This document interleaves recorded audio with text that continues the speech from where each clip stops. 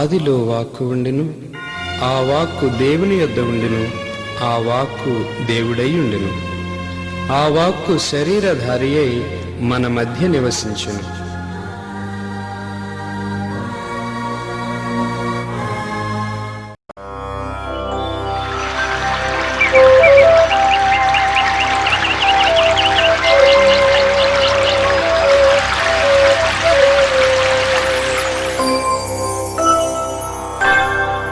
దైవ ఉనికిని చాటు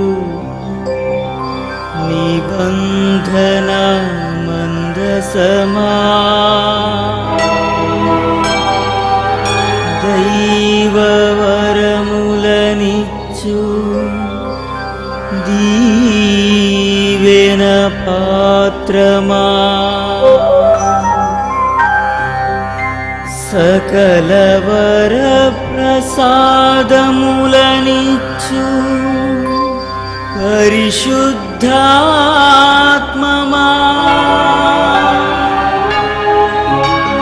నీకే స్తుతి,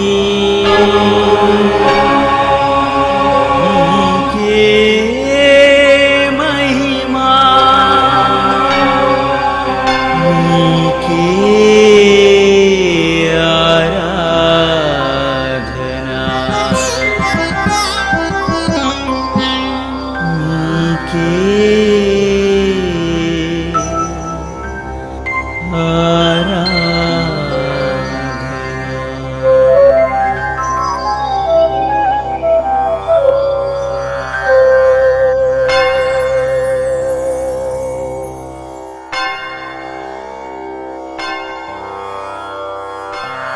నిబంధన మందసమును ఈ ఆధ్యాత్మిక కార్యక్రమాన్ని వీక్షిస్తున్న మీ అందరికీ శుభాభివందనాలు. త్రియేక దేవుని శుభాశిస్సులు. ప్రభుని యందు ప్రియులకు సహోదరి సహోదరులారా, ఈ దినాన మందస్సము గురించి మనం తెలుసుకోవటానికి ప్రయత్నం చేద్దాం.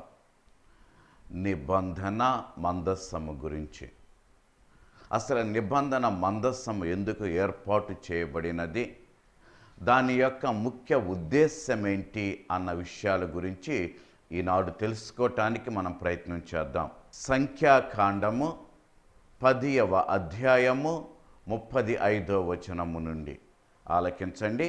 నిబంధన మందస్సము ప్రయాణమునకు కదిలినప్పుడెల్లా మోషే, యావే లెమ్ము, నీ శత్రువులు చల్లా చెదురైపోవుదురుగాక, నిన్ను ద్వేషించువారు నీ ఎదుట నుండి పారిపోవుదురుగాక అనేటివాడు. ఆ మందస్సము విశ్రాంతికై ఆగినప్పుడెల్లా యావే మరలి రమ్ము, ఈ వేల కొలది ఇశ్రాయేలు ప్రజల యొద్దకు తిరిగి రమ్ము అనేటివాడు. ప్రార్థించుకుందాం. కృపా సత్య సంపూర్ణులైన మా దేవ, మీ ఉనికిని తెలియచేయటానికి మీరిచ్చినటువంటి ఆజ్ఞలను భద్రపరచటానికి మీరే ఒక మందస్సమును నిర్మించమని మోషే ప్రవక్తకు తెలియచేశారు. తండ్రి, ఆ రీతిగా నిర్మితమైన మందస్సము మీ యొక్క ఉనికిని లోకానికి చాటింది. ఈ దినాన ఆ మందస్సము గురించి తెలుసుకునే సమయమందు ప్రకటించే నన్ను శుద్ధీకరించండి. ఆలకించుచున్న ఈ బిడ్డలను ఫలించేలా ఆశీర్వదించండి. ఈ మనవులన్నింటినీ యేసయ్య నామమున వేడుచున్నాము తండ్రి, ఆమేన్. నిబంధన మందస్సము. అసలు మందస్సము అంటే ఏంటి? మందస్సము అంటే ఒక పెట్టె. ఈ మందస్సము యొక్క ఉద్దేశం ఏంటి? ఈ మందస్సము దేనికి ప్రతీకగా ఉంది అంటే, దేవుని యొక్క ఉనికిని ఆనాటి ప్రజలకు చాటటానికి, దేవుడు మా మధ్య ఉన్నాడు అని తెలపటానికి ఆ మందసము ప్రతీకగా ఉంది.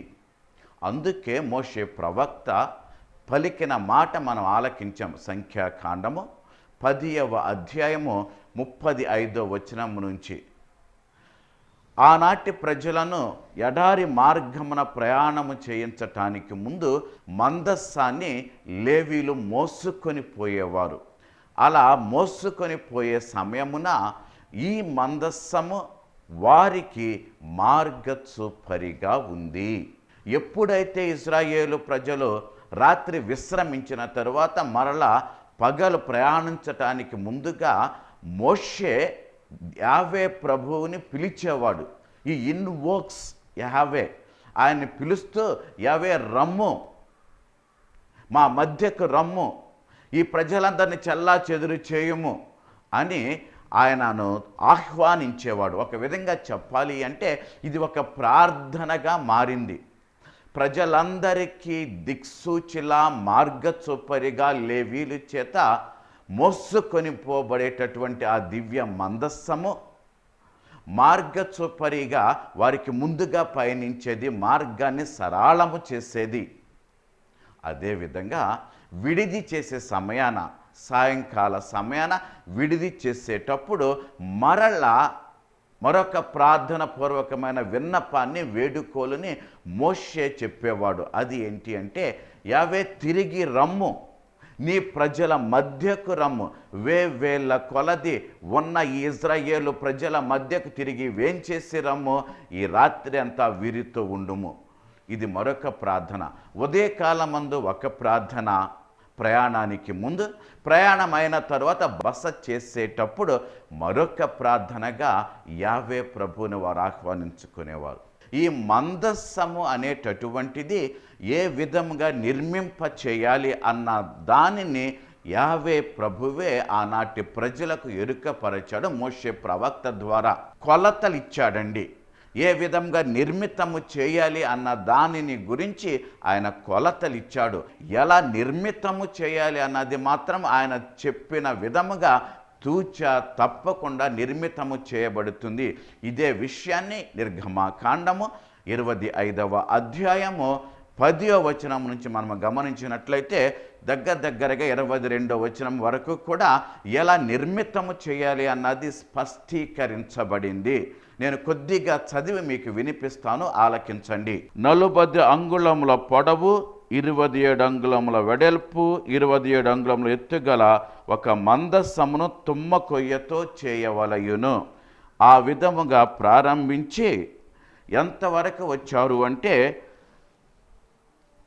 20వ వచనాన్ని గనక మనం గమనించినట్లయితే, అక్కడ ఆ మందస్సము పైన 2 దేవదూతలను కూడా చెక్కమన్నాడు. ఆ దేవదూతలనే మనము జ్వలించుచున్న దేవదూతలు అంటాము. ఇక్కడ ఈ జ్వలించుచున్న దేవదూతల గురించి మనకు తెలియాలి అంటే యెషయా గ్రంథమును మనం ఒక్కసారి గమనించాలి. యెషయా గ్రంథములో యెషయా ప్రవక్తకు వచ్చినటువంటి దృశ్యాన్ని మనము చూడాలి. యెషయా గ్రంథము 6వ అధ్యాయాన్ని గనక మనము గమనించినట్లయితే అక్కడ ఒక దృశ్యాన్ని యెషయా చూస్తాడు. ఆ దృశ్యములో ఆయన దేవదూతలను చూస్తాడు. యెషయా గ్రంథము 6వ అధ్యాయము 1వ వచనము నుండి, ఉజ్జియా రాజు గతించిన 7 నేను ప్రభువు ఉన్నతమైన సింహాసనముపై ఆసీనుడై ఉండగా చూచితిని. అతని అంగీ అంచులు దేవాలయమును నింపెను. అతనికి పై భాగమున జ్వలించుచున్న దేవదూతలు నిలిచియుండిరి. వారిలో ఒక్కొక్కరికి 6 రెక్కలుండెను. వారు 2 రెక్కలతో తమ ముఖమును, 2 కాళ్లను కప్పుకొని 2 ఎగురుచుండిరి. ఆ దేవదూతలు ఒకరితో ఒకరు, సర్వశక్తిమంతుడైన ప్రభువు పవిత్రుడు, పవిత్రుడు, పవిత్రుడు, లోకమంతయు అతని మహిమతో నిండి ఉన్నది. ప్రియులారా, ఈ జ్వలించుచున్న దేవదూతలనే కరూబియన్ దేవదూతలు అంటూ ఉంటాము. వీరు ఎందుకని మందసముపై ఏర్పాటు చేయబడ్డారు అంటే, ఒకే ఒకటి. వీరు చేసేటటువంటి పని ఏంటి అంటే దేవుని రేయింబవలు స్తుతించటము. దానికి ప్రతీకగా దేవుని యొక్క ఉనికి ఆ యొక్క దివ్య మందసములో కనిపిస్తుంది. కాబట్టి ఆ ఇరువురు దేవదూతలను ఆ దివ్య మందసంపై ఏర్పాటు చేశారు. ఆ దివ్య మందసము పైన కరుణాపీఠాన్ని ఏర్పాటు చేసి ఆ కరుణాపీఠము పైన ఇరువురు దేవదూతలను ఏర్పాటు చేయటం జరిగిందండి. ఇది దివ్య మందసము. అసలు ఈ దివ్య మందసాన్ని ఏర్పాటు చేయటంలో ప్రత్యేకత ఏంటి అంటే నిర్గమకాండము 25వ అధ్యాయము 16వ వచనంలో చాలా స్పష్టముగా దేవాది దేవుడు మనకు ఎరుక చేస్తున్నాడు. ఆలకించండి. నేను నీకు వసగు 2 రాతి పలకలను ఆ పెట్టెయందు ఉంచవలెను. ఇదండి ఆ దివ్య మందసము. ప్రియులారా, అత్యంత జాగ్రత్తతో అతి ముఖ్యమైనటువంటి గొప్పదైనటువంటి బంగారము కలిగినటువంటి పూతతో చేయబడింది. ఆ దివ్య మందసము మీద కరుణాపీఠం ఏర్పాటు చేయబడింది. ఆ కరుణాపీఠము పైన ఇరువురు దేవదూతలు ఏర్పాటు చేయబడ్డారు. ఎందుకు అంటే దేవుని రేయింబవలు దైవనామ సంకీర్తన చేస్తూ స్తుతించాలి కాబట్టి. ఇంకొక ముఖ్య విషయం నేను ప్రారంభంలో మీకు చెప్పాను. ఈ దివ్య మందసము దేవుని యొక్క ఉనికిని స్పష్టం చేస్తూ ఉంది. ఒక్కసారి మీరు ఈ దివ్య మందసాన్ని తిలకించండి.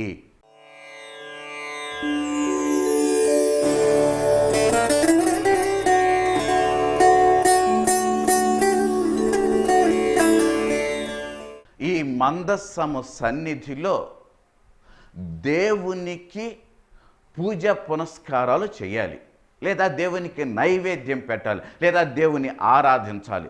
ఈ దివ్య మందస్సము ఎదుట దీప ధూప నైవేద్యాలు జరగాలి. కాబట్టి ధూపము వేయటానికి ఒక పాత్రను, దీపము వెలిగించటానికి ల్యాంప్ స్టాండ్ ఏర్పాటు చేయటం జరిగింది. ఇది అంతా కూడా మేలిమి బంగారముతో ఏర్పాటు చేయబడిందండి. ఎందుకని? ఖనిజాలన్నిటికంటే విలువైనటువంటిది బంగారము. ఆ బంగారము దేవుని సన్నిధిలో ఏర్పాటు చేయబడినటువంటి ఆ దీప స్తంభమును, ఆ ధూపము వేసేటటువంటి ప్రదేశాన్ని మేలిమి బంగారముతో చేయమని చెప్పాడు. ఎందుకంటే దేవునికి అత్యుత్తమైనటువంటి గౌరవ మర్యాదలు మానవులు సమర్పించాలి. కాబట్టి ఆ అత్యుత్తమైనటువంటి గౌరవ మర్యాదలు ఇవ్వవలసినటువంటి ఆ ఖనిజము బంగారము. కాబట్టి ఆ బంగారముతో దేవుని ఎదుట ఏర్పాటు చేయబడినటువంటి పాత్రలు ఉండాలని దేవుడు నొక్కి వక్కాణించాడు. దీనిని బట్టి మనకు అర్థమవుతుంది ఏంటి అంటే, ప్రియులారా, దేవుని సన్నిధిలో పూజలలో పాల్గొనేటటువంటి ప్రతి పాత్ర కూడా పవిత్రమైనది, ప్రతిదీ కూడా అతి ముఖ్యమైనది. కాబట్టి ఆ పవిత్రత వాటికి ఆపాదించాలంటే ఆషామాషి కాదు. కాబట్టి ఖచ్చితంగా అది గొప్పదైనటువంటి ఖనిజంతో చేయబడాలి. దేవుని యొక్క ఆజ్ఞానుసారము మోషే ప్రవక్త ఆ దివ్య మందసాన్ని ఏర్పాటు చేయటము జరిగింది. ఇదే విషయాన్ని మనము నిర్గమకాండము 35వ అధ్యాయంలో చూస్తాము.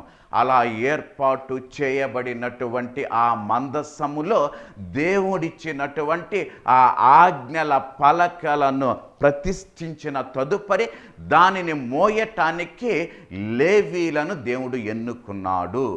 ఎందుకు లేవీలనే దేవుడు ఎన్నుకున్నాడు అంటే, వారు యాజక బృందము. కాబట్టి ఎవరు పడితే వారు ఎక్కడ పడితే అక్కడ ఈ యొక్క మందసాన్ని అప్రతిష్ఠ చేయకూడదు. కాబట్టి దానికి ప్రత్యేకించి ఒక యాజక బృందాన్ని దేవుడు ఏర్పాటు చేసుకున్నాడు.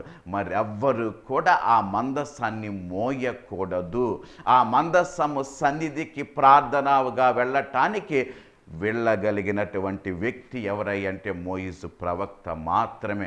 మరెవ్వరూ కూడా దేవుని సన్నిధిలోకి వెళ్ళేటటువంటి అర్హత లేదు. ఎందుకంటే అంత పవిత్రమైనది, అంత ఉన్నతమైనటువంటి ఆ మందసము సన్నిధిలో, మరొక మాట చెప్పాలి అంటే దేవుని సన్నిధిలోకి వెళ్ళేటటువంటి అర్హత దేవునిచ్చినటువంటి వారికి మాత్రమే లభ్యమవుతుంది. కాబట్టి అలా దేవుని యొక్క మందసాన్ని మోసేటటువంటి అర్హత లేవీలకు మాత్రమే చెందుతుంది. కాబట్టి ఆ లేవీలు యాజకులు, కాబట్టి యాజకుల మందసము సన్నిధిలో దీపధూప నైవేద్యాలు పెట్టేటటువంటి అర్హతను పొంది ఉన్నారు. ప్రియులారా, ఆ మందసము 40 సంవత్సరాల కాలము పాటు ఇశ్రాయేలు ప్రజలందరినీ ఎడారి మార్గములో ఒక మార్గచూపరిగా ఉండిపోయింది. అదే విషయాన్ని మనము సంఖ్యాకాండములో చదివి ఉన్నాము. అందుకే మందసము అతి పవిత్రమైనటువంటిది. ఒక్కసారి గమనిద్దామండి, ఎందుకని దేవాది దేవుడే ఒక లెక్క ఇచ్చి దీని ప్రకారమే మీరు మందసాన్ని చెయ్యండి అన్నారు. ఎందుకు అంటే మానవులు నిర్మితము చేసేటటువంటి మరి ఏది కూడా అవకతవకలు ఉంటుంది. కాబట్టి ఈ అవకతవక లేకుండా ఆయన ఇచ్చినటువంటి ఆ యొక్క ప్రణాళిక ప్రకారం, లేకపోతే ఆ ప్లాన్ ప్రకారం అది నిర్మితం కావాలి అంటే అది దైవ భీష్టమండి. ప్రియులారా, పాత నిబంధన యందు మందసము దేవుని యొక్క ఉనికిని చాటితే, నేడు అదే మందస్సము దేవాలయాలలో ఉంది. ప్రతి దేవాలయము కూడా ఒక మందస్సమేనండి. ప్రతి దేవాలయము కూడా దేవుని యొక్క ఉనికిని చాటేటటువంటి స్థలమేనండి. కానీ ప్రియులారా, ఈ రోజుల్లో పరిస్థితులు మారిపోతున్నాయి. ఎక్కడ పడితే అక్కడ హాల్స్ని దేవుని యొక్క ఆలయంగా మార్చేస్తున్నాం, లేదు టెంటల కింద వేసి ఏదో దేవుని యొక్క ఆలయంగా చేసేస్తున్నాం. ప్రియుల, శోచనీయమైనటువంటిదండి. దేవుని యొక్క ఉనికిని లోకానికి చాటటానికి మోయిసు ప్రవక్తకు దేవాది దేవుడే ఒక లెక్క ఇచ్చి, ఆ లెక్క ప్రకారము మందస్సాన్ని చేయమని, ఆ మందస్సమును తాకేటటువంటి అర్హత ఒక లేవీలకే చెందాలి అని ఇంకా అనేకమైనటువంటి సిద్ధాంతాలు పెట్టిన దేవునికి ఈ రోజుల్లో మనము ఏ గౌరవం ఇస్తున్నామో ఒక్కసారి ఆలోచించండి. మనము నిర్మించే దేవాలయాలు ఏ రీతిగా ఉంటున్నాయి. ప్రియులారా, ఈ మధ్య నేను ఒక ప్రార్థనా సమావేశానికి వెళ్ళాను. పెద్ద హాల్లో ఏర్పాటు చేశారు. ఓకే, ఒక్కటి ఇక్కడ గమనించాలి మనం. ప్రార్థనలు అనేటటువంటివి లేక సభలు అనేటటువంటివి ఓపెన్లో పెట్టుకోవచ్చండి, తప్పు లేదు. కానీ ఆరాధనా క్రమాన్ని నిర్వహించేటప్పుడు మాత్రము ప్రియులారా జాగ్రత్త సుమా. ఎక్కడ పడితే అక్కడ అనుకూలతను బట్టి ఏది పడితే అది ప్రార్థనలకు ఉపయోగించటానికి లేక ఆరాధన క్రమానికి ఉపయోగించటానికి కనుక మనము ప్రయత్నము చేస్తూ ఉంటే దేవుని యొక్క స్థితిని మనము దిగజారుస్తున్నాం. దేవుని యొక్క ప్రతిష్టను అప్రతిష్ట పాలు చేస్తున్నాం. దేవుని యొక్క పవిత్రతను అపవిత్రత చేస్తున్నాం. ఎందుకు అంటే తన ఉనికిని తెలియచేయటానికి దేవాది దేవుడే ఆ మందస్సాన్ని ఎలా నిర్మితము చేయాలో పలికిన విధానాన్ని బట్టి ఒక్కసారి మనం ఆలోచిస్తే ఆయన ఎంత జాగ్రత్త తీసుకున్నాడో అన్నది మనకు అర్థమవుతుంది. మరి అటువంటిది ఆరాధన క్రమాలలో మనము ఏ విధముగా ప్రవర్తిస్తున్నాము. మందస్సము, ఆ మందస్సము సన్నిధి లేక గర్భగుడి అంటూ ఉంటారు, లేకపోతే శాంక్చురీ అంటూ ఉంటారు. ఆ శాంక్చురీలోకి వెళ్ళేటప్పుడు ఏ విధంగా ప్రవర్తిస్తున్నాం, ఆ శాంక్చురీ ఏ విధంగా నిర్మితం అవుతుంది అన్నది ఒక్కసారి మనం ఆలోచిస్తే ప్రియులారా, అనేక సార్లు బహుశా మనము దేవునికి ఇవ్వవలసినటువంటి ఆ ఘనత, మహిమ, కీర్తి ఇవ్వలేకపోతున్నామేమో అన్నటువంటి బాధ కలుగుతూ ఉంటుందండి. ఇది వాస్తవం. ఎందుకంటే ప్రసంగాలు చెప్పేది వేరు, సభలు నిర్వహించే పరిస్థితులు వేరు. కానీ ఆరాధనా క్రమాన్ని నిర్వహించేటప్పుడు ప్రియులారా, ఈ ఆరాధన క్రమములో ఏ విధముగా మోయిజు ప్రవక్త ఆనాడు మందస్సాన్ని ముందుకు తీసుకువెళ్ళేటప్పుడు ప్రార్థన పూర్వకంగా యావే ప్రభు రమ్ము నీ శత్రువులను నాశనము చేయమని పిలిచాడో, అదే విధముగా మందస్సము ఆగి ఉన్నప్పుడు యావే రమ్ము వేల కొలది నీ ప్రజల మధ్యకు అని పిలిచాడో, అదే విధముగా ప్రతి ఆరాధన క్రమమప్పుడు యాజకుడు దేవుని ఆహ్వానిస్తున్నాడండి. తన యాజకత్వము ద్వారా ఆ దేవాది దేవుని ఆహ్వానిస్తూ వేల కొలది ప్రజలు నీ రాకకై వేచి ఉన్నారయ్యా, రమ్ము అంటూ ఆయన ఆహ్వానిస్తున్నాడు. ప్రియులారా, ఆ ఆహ్వానించేటటువంటి ఆ ప్లేస్, ఆ స్థలము ఎంత పవిత్రంగా ఉండాలి ఆలోచించండి. ఎక్కడ పడితే అక్కడ, ఏ విధంగా పడితే ఆ విధంగా ఆరాధనా క్రమాన్ని గనక నిర్వహిస్తే దేవుని అప్రతిష్ట పాలు చేస్తున్నాం. ఆయన ఉనికిని అప్రతిష్ట పాలు చేస్తున్నాం. ఇది వాస్తవం. కాబట్టి జాగ్రత్త వహిద్దాం. మనము ఆలయాలు నిర్మించేటప్పుడు సామాన్యులు ఉండే ప్రదేశము ఒక విధంగా ఉంటుంది. ఆ తరువాత యాజకుడు ఉండేటటువంటి ప్రదేశము శాంక్చురీ అంటాం దానిని. ఆ ప్రదేశము వాటికంటే కొద్దిగా ఎత్తులో ఉంటుంది.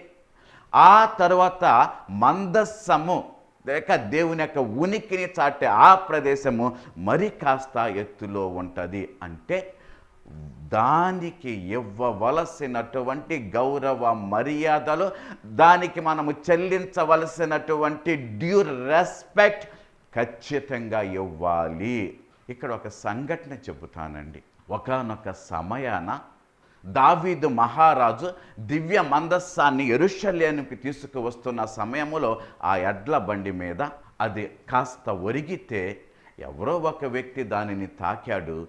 వెంటనే అతడు మృత్యు పాలయ్యాడు. అంటే ఎవరు పడితే వారు ఆ యొక్క మందస్సపు స్థితిని అవహేళన పరిచేలా ప్రవర్తించకూడదు. ముఖ్యముగా ధూప నైవేద్యాలు పెట్టే సమయాల్లో ఎవరు చేయాలో వారే చేయాలి.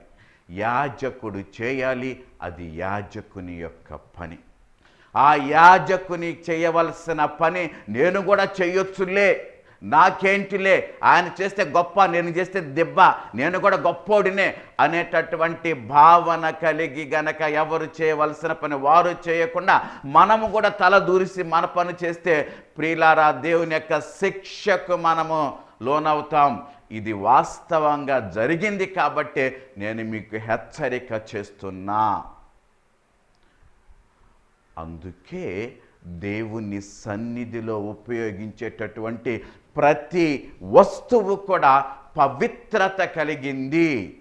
బైబిల్ గ్రంథం కావచ్చు, లేకపోతే బైబిల్ చదివేటటువంటి యాంబో కావచ్చు, లేదా మరొక వస్త్రం కావచ్చు, లేక మరొకటి కావచ్చు. ఆ శాంక్చురీలో లేక గర్భగుడి అని పలికేటటువంటి అక్కడ ఉన్నటువంటి ప్రతి వస్తువు కూడా ప్రియులారా పవిత్రత సంతరించుకుంటుంది. ఎందుకు పవిత్రత సంతరించుకుంటుంది అంటే దేవునికి ఆ దివ్యనాథునికి పూజ పునస్కారాలు జరిపేటప్పుడు వస్తువులు ఆ పవిత్రతలో పాల్గొంటున్నాయి. కాబట్టి అందుకే మందస్సము ముందు ఏర్పాటు చేయటానికి ఏదో పనికిరాని ఖనిజాన్ని దేవుడు వాడమనలేదండి. ఆయన చెప్పినటువంటిది మేలిమి బంగారముతో చేయబడినటువంటి దీపస్తంభం, మేలిమి బంగారముతో చేయబడినటువంటి ధూపము వేసేటటువంటి ఆ పాత్ర ఏర్పాటు చేయాలి అన్నాడండి.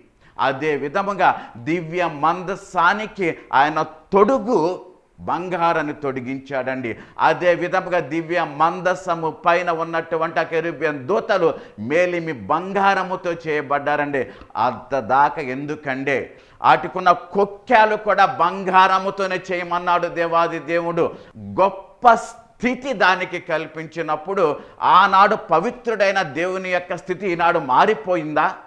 ఆనాడు అంత గొప్ప స్థితిలో మందస్సాన్ని తన ఉనికిని చాటిన దేవుని యొక్క స్థితి జారిపోయిందా? కాదండి. మనం అర్థం చేసుకునే విధానము మారుతుంది.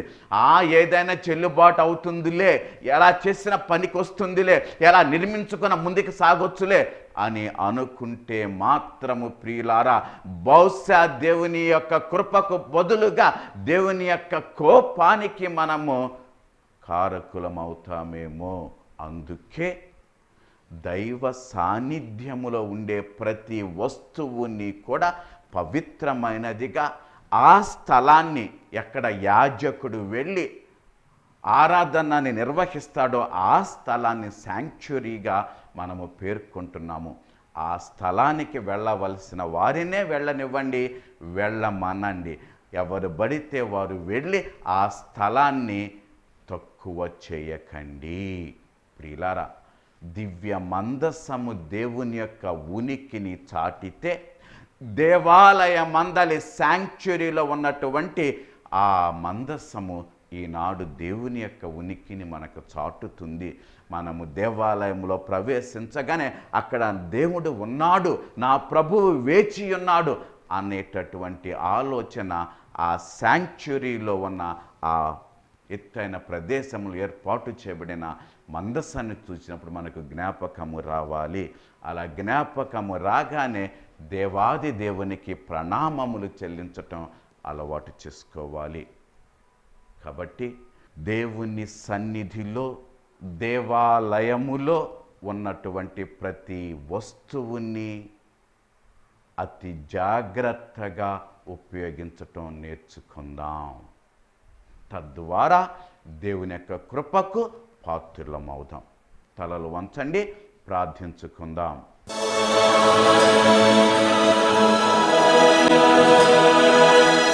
కృపా సత్య సంపూర్ణులైన మా దేవ, మీ పరిశుద్ధ క్రియలు నెరవేర్చటానికి, మీరిచ్చినటువంటి ఆజ్ఞలను భద్రపరచటానికి, మీ ఉనికిని చాటటానికి మీరు ఏర్పాటు చేసిన దివ్య మందస్సమును దేవా, మా ఆలయాల్లో మేము నేటికి నిర్మితము చేసుకుంటున్నాం. ఆరాధన క్రమమప్పుడు మేము ప్రవర్తించవలసిన విధానముగా ప్రవర్తిస్తూ, మీకు ప్రణామములు చెల్లిస్తూ, మీకే గౌరవ మర్యాదలు, మా ఆరాధన క్రమము, మా ప్రవర్తన ద్వారా మీకే ఘనత, మహిమ, కీర్తిని చేకూర్చేలా చేయమని మా నాథుడైన యేసయ్య నామమున వేడుచున్నాము తండ్రి. ఆమేన్. సర్వశక్తుడు, దయామయుడైన పిత, పుత్ర, పవిత్రాత్మ సర్వదా మిమ్ము దీవించి మీకు తోడై ఉందురుగాక. Amen. Thank you. God bless you. ప్రభువెంత మంచివారో చవి చూచి తెలుసుకో మనసా. ప్రభువెంత మంచివారో చవి చూచి తెలుసుకో మనసా. ధన్యులు ధన్యులు ప్రభుని శరణు కోరువారు ధన్యులు.